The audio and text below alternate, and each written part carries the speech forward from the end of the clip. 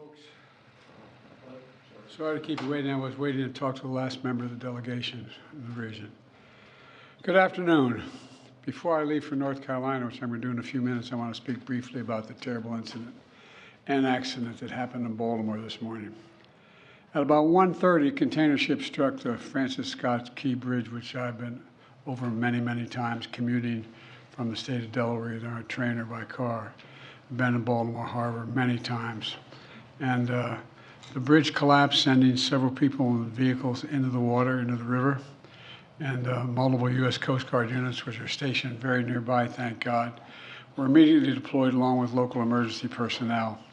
And the Coast Guard is leading the response to the port, where representatives from the Federal Highway Administration, the FBI, the Department of Transportation, the Army Corps of Engineers, as well as Maryland officials and Baltimore Police and Fire, are all working together to coordinate an emergency response.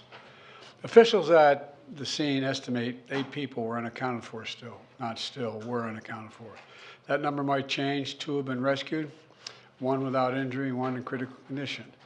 And the search and rescue operation is continuing for all those remaining as we speak. I spoke with Governor Moore this morning, as well as the Mayor of Baltimore, the county executive, both United States senators and the congressman. And my Secretary of Transportation is on the scene. I told them we're going to send all the federal resources they need as we respond to this emergency. And I mean all the federal resources. And we're going to rebuild that port together. Everything so far indicates that this was a terrible accident. At this time, we have no other indication, no other reason to believe there's any intentional act here. Personnel on board the ship were able to alert the Maryland Department of Transportation that they had lost control of their vessel, as you all know and reported. As a result, local authorities were able to close the bridge to traffic before the bridge was struck, which undoubtedly saved lives. And our prayers are with everyone involved in this terrible accident and all the families, especially those waiting for the news of their loved one right now. I know every minute in that circumstance feels like a lifetime. You just don't know. It's just terrible. We're incredibly grateful for the brave rescuers who immediately rushed to the scene, and to the people of Baltimore who want to say, we're with you. We're going to stay with you as long as it takes. And like the governor said, you're Maryland tough, you're Baltimore strong, and we're going to get through this together. And I promise we're not leaving. Here's what's happening now. The search and rescue operation is our top priority. Ship traffic in the Port of Baltimore has been suspended until further notice, and we'll need to clear that channel before the ship traffic can resume. The Army Corps of Engineers is on the spot and is going to help lead this effort to clear the channel.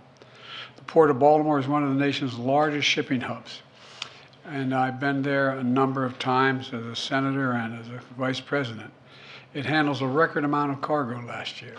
It's also the top port in America for both imports and exports of automobiles and light trucks. Around 850,000 vehicles go through that port every single year, and we're going to get it up and running again as soon as possible. 15,000 jobs depend on that port, and we're going to do everything we can to protect those jobs and help those workers. The bridge is also critical for travel, not just for Baltimore, but for the Northeast Corridor. Over 30,000 vehicles cross the Francis Scott Key Bridge on a daily basis. It's virtually it's one of the most important elements for the economy in the Northeast and the quality of life. My transportation secretary is there now. As I told Governor Moore, I've directed my team to move heaven and earth to reopen the port and rebuild the bridge as soon as humanly possible. And we're going to work hand in hand with the support of Maryland to support Maryland whatever they ask for. We're going to work with our partners in Congress to make sure the state gets the support it needs. It's my intention that the federal government will pay for the entire cost of reconstructing that bridge, and I expect the Congress to support my effort.